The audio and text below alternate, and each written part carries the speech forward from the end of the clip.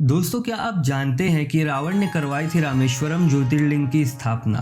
रामेश्वरम स्थापना के लिए श्री राम जी ने आचार्य पुरोहित के रूप में रावण को चुना था। अब आप सोच रहे होंगे कि ऐसा कैसे हो सकता है, पर जी हाँ, ऐसा हुआ है और ये सिर्फ हम नहीं कह रहे हैं। इसका उल्लेख आपको तमिल भाषा में लिखी महर्षि कंबन की रामायण ई राम अवतारम में मिलता है। यह कथा हमें वाल्मीकि रामायण और तुलसीदास कृत रामचरितमानस में नहीं मिलती। ई राम अवतारम रामायण के कथा के अनुसार जब श्री राम रावण के विरुद्ध युद्ध से पूर्व अपने आराध्य देवाधिदेव महादेव के ज्योतिर्लिंग की स्थापना और पूजन के विषय में सोचने लगे, तब उन्हें यह चिंता सता रही थी कि भला इस पूजा हेतु आचार्य रूप में किसे आमंत्रित करें। और श्री राम जी की ये शर्त थी कि ऐसे श्रेष्ठ कार्य में कोई विद्वान आचार्य ही पूजा करवा सकता था। उनकी इच्छा थी कि यह कार्य कोई ऐसा व्यक्ति करे जो वैष्णव और शैव दोनों परंपराओं का अनुपालक हो। तब श्री राम ने सभी से सुझाव मांगा कि अगर किसी के नजर में कोई ऐसा आचार्य हो तो बताए। तब किसी से कोई जवाब न मिलने पर श्री राम चिंतित हो गए। जब श्री राम को यह चिंता सताने लगी तो उन्होंने ऋक्षराज जामवंत से सुझाव मांगा। जामवंत जी ने सोचा,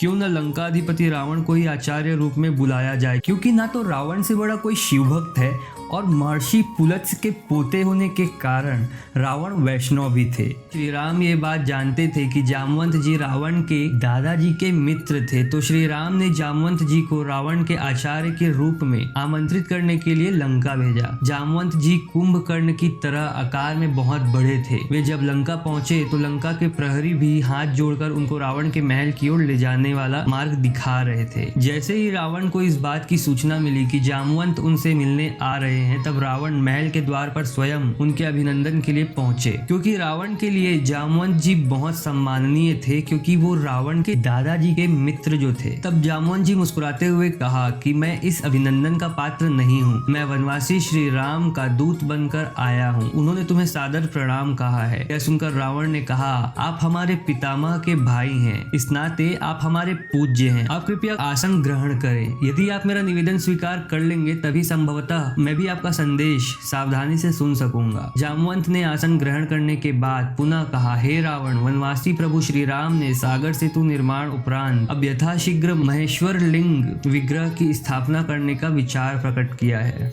शिवलिंग की स्थापना करने का विचार प्रकट किया है। इस अनुष्ठान को संपन्न कराने के लिए उन्होंने एक ऐसे आचार्य को चुनने के लिए कहा है जो ब्राह्मण भी हो, वैदज्ञ भी हो और शैव भी हो। और इस पूरी पृथ्वी में आपसे बड़ा शिव भक्त, ब्राह्मण और वैदज्ञ कोई भी नहीं है, तो उनकी ओर से मैं आपको आमंत्रित करने आया हूँ। रावण ने जामवंत जी की ये बात सुनकर हंसते हुए पूछा, क्या राम द्वारा शिवलिंग स्थापना लंका विजय की कामना से किया जा रहा है? जामवंत ने कहा, आपका अनुमान सही है। रावण शिव जी का परम भक्त होने के कारण शिवलिंग स्थापना पूजन हेतु ना नहीं कर सका और हाँ कह दिया और अपने आप को उस पूजा का आचार्य घोषित कर दिया। रावण और जामवंत के इन सब वार्तालापों के बाद जब जामवंत जी वहाँ से जाने लगे, तब रावण ने जामवंत जी से पूछा कि हमारे यजमान के पास पूजा की सारी सामग्री है या नहीं। एक्चुअली रावण के इस प्रश्न के पीछे का कारण ये था कि जब कोई आचार्य या पुरोहित कहीं भी पूजा करवाने जाते हैं, तो अगर उनके यजमान के पास किसी भी सामग्री की कमी है तो आचार्य का फर्ज होता है कि वे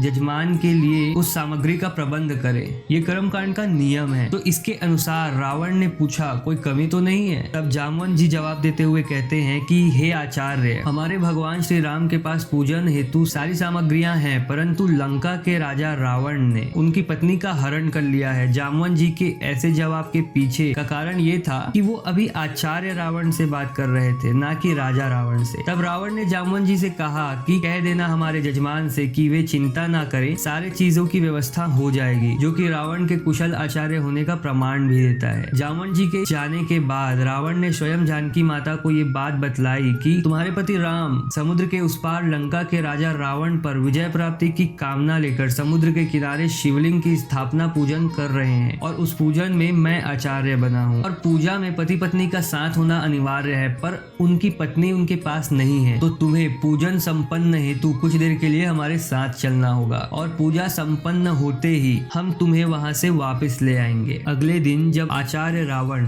स्थापना पूजन हेतु पूजा स्थल में पहुंचे, तो भगवान राम ने उनकी अगवानी की। क्योंकि उस वक्त वो लंका के राजा रावण नहीं बल्कि आचार्य रावण थे। भगवान राम और उनके भाई लक्ष्मण ने रावण को प्रणाम किया। रावण ने राम को पूछा कि अर्धांगिनी की व्यवस्था हुई हुई या नहीं। तो श्री राम ने जवाब दिया कि नहीं आचार्य, अर्धांगिनी तो यहाँ नहीं है। तब रावण ने जवाब दिया कि जजमान के लिए आचार्य ने सारी व्यवस्था की है, परंतु पूजा के उपरांत हम सीता को वापस ले जाएंगे, क्योंकि हमने रावण को पूजा संपन्न होने के बाद सीता वापसी का वचन दिया है। तब श्री राम ने हाँ में मुंडी हिलाई। तब रावण ने कहा, जाओ हमारे पुष्पक विमान से जानकी जी को लिवाकर ले आओ। उसके बाद रावण ने पूजा संपन्न कराई और शिवलिंग को नाम दिया रामेश्वरम और अपने जजमानों को लंका विजय प्राप्ति का आशीष दिया और रावण वहां से जाने लगा। तब राम ने रावण से दक्षिणा मांगने को कहा तो रावण ने कहा कि तुम्हारे आचार्य के पास तीनों लोकों की संपदा है, कुबेर का रथ है, मुझे भला किस चीज की आवश्यकता है। तब श्री राम ने जिद किया कि नहीं आचार्य, मैं रघुवंशी हूँ और हमारे यहाँ बिना दक्षिणा दिए पूजा संपन्न नहीं होता। तब श्री राम की जिद को देखकर रावण ने उनसे ये वचन मांगा कि जब तुम्हारे आचार्य का अंतिम समय आए तो उसके दोनों जजमान उसके सामने खड़े हों। और उसके बाद रावण सीता जी को लेकर वापस लंका की ओर प्रस्थान करता है। तो ये थी रामेश्वरम की स्थापना के बारे में एक फैक्ट जो आपने पहले कभी नहीं सुना होगा। अगर ये वीडियो पसंद आई हो तो वीडियो को लाइक करके चैनल को सब्सक्राइब जरूर कर लेना। Thanks for watching. मिलते हैं हमारे नेक्स्ट वीडियो पर।